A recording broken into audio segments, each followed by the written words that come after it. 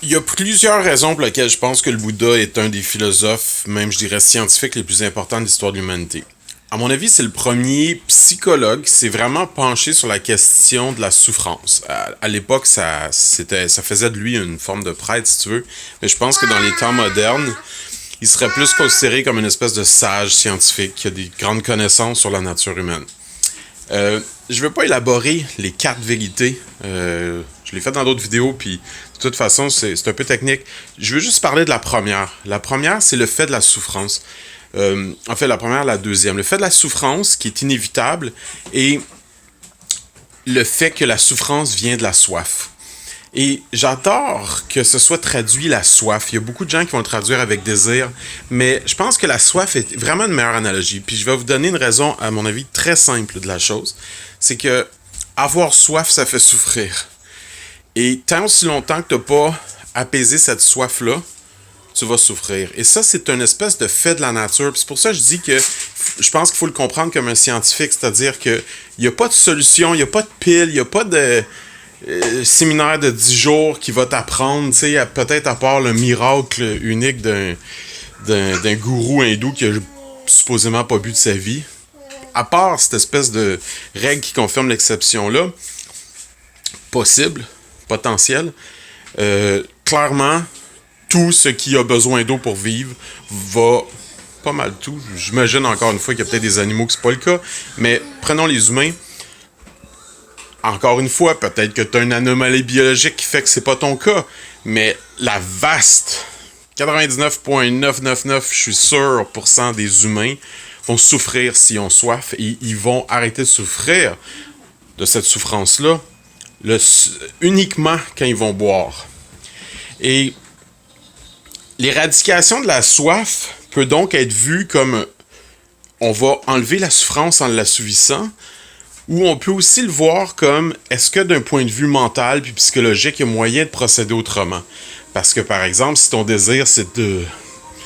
Je sais pas moi, mettons t'es un grand guerrier puis ton désir c'est de tuer tout le monde, peut-être qu'à un moment donné, si tu vas te faire tuer en le faisant, puis peut-être pas à ton avantage de le faire, est-ce qu'il y aurait pas moyen de réussir à trouver une façon de sublimer ou de transmuter cette souffrance-là, cette soif-là, excusez-moi.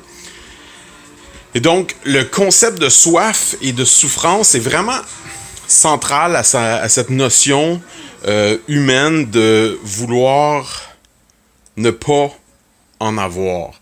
Et la raison pour laquelle je formule ça de cette façon-là en ce moment, c'est de dire, regarde à peu près tous les systèmes politiques en place. On va les appeler des systèmes politiques socio-économiques. Mettons... capitalisme puis communisme vise à éradiquer des souffrances. Le communisme vise à éradiquer des souffrances qui viennent des abus du capitalisme, puisque le communisme est venu après le capital. D'ailleurs, vient surtout du livre Le Capital. Et le capitalisme, lui, vient du besoin qu'on a d'accumuler des richesses, notre besoin un peu animal de gather, etc., d'échanger, de manger, de toutes ces soifs. T'sais, par exemple, le besoin de boire va faire que tu peux échanger quelque chose contre de l'eau à quelqu'un qui a accès à un ruisseau quand toi tu n'y as pas accès. Donc, à quelque part, tous ces systèmes-là, mettons qu'on regarde un grand débat comme dire le capitalisme c'est mal, ça crée de la souffrance, il faut l'éradiquer, il faut le remplacer par le communisme. Puis là, tu réponds, ouais, mais le communisme crée de la souffrance aussi. Regarde le stalinisme, qu'est-ce que ça l'a donné. Je veux dire, viens pas me dire que le capitalisme, c'est de l'exploitation, donc nécessairement, le communisme va être mieux, parce que dans le communisme aussi, tu as de l'exploitation. Puis c'est là que c'est intéressant, c'est penser qu'il y a juste au niveau du capital qu'il y a une forme d'exploitation qui se fait, c'est faux.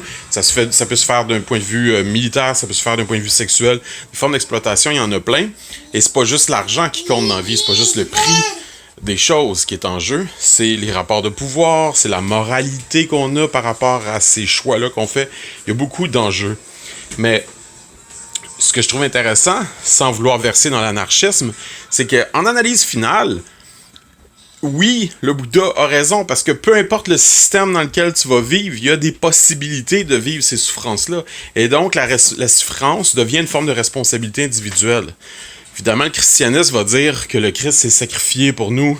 Je pourrais faire un beau commentaire là-dessus, mais je pense que je vais le dire simplement en disant que, à mon avis, c'est un symbole pour dire que, dans le fond, accepter la forme de sacrifice permet de briser le cycle des vengeances, puis de la haine, puis de la souffrance, pour arriver à une forme de pardon. C'est essentiellement ça, la révolution de Jésus.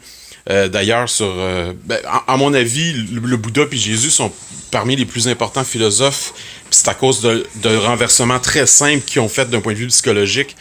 Le Bouddha, c'est par rapport à cette soif de plus, et le Christ, c'est par rapport à le pardon comme façon d'arrêter les cycles de haine, par exemple, de violence. Mais ça revient un peu au même si tu es capable de le comprendre profondément à l'intérieur de toi. Parce que dans le fond, ce qui permet la fin de la soif, tu sais, mettons, quelqu'un te fait de quoi, puis là, tu dis, je veux me venger. Ce désir-là va te faire souffrir. C'est ça que le Bouddha dit. Puis, ce que Jésus, dans le fond, disait, c'est si t'arrêtes de vouloir faire ces cycles-là, tu vas devenir en paix. Le pardon va sauver le monde. Œil pour œil va rendre le monde aveugle, tu sais. Ça revient pas mal au même quand tu y penses. Mais, évidemment, si tu rentres dans toute la complexité de la moralité répressive, religieuse, ça a l'air complètement d'un autre discours. Fait que bref, les systèmes peuvent alléger les souffrances, peuvent faire en sorte qu'il va y avoir des conditions gagnantes pour que ça aille mieux pour les gens. Mais même dans le meilleur système, tu peux encore avoir beaucoup de gens qui vont se suicider pour des raisons qui semblent quasiment absurde pour le système, dans le sens où cette personne-là avait tout. Mais je pense que c'est là qu'il faut retourner aux philosophes plus de l'individualité, puis des choix, puis des responsabilités individuelles, comme je disais.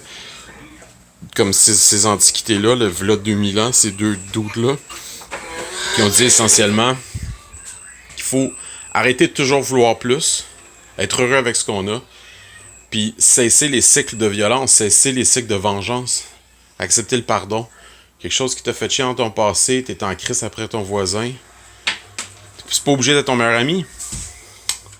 Mais ça sert à rien de garder cette haine-là, cet accrochage-là. Puis ça, je pense, c'est la base d'une bonne société. On pourrait rentrer dans le confucianisme à partir de ce moment-là. Je pense que je vais arrêter. Je vais juste déblatérer ça. Clairement, canicule, bébé qui bouge autour de moi, son émission que j'ai en arrière. Je tourne en rond parce que je suis essoufflé aujourd'hui. C'est accablant comme chaleur, mais j'avais juste envie de dire ça. Fait que désolé si ça a l'air de garrocher n'importe comment, mais peut-être ça va vous faire réfléchir des trucs. Puis commentez en dessous si vous voulez qu'on en parle plus, ça me fait plaisir.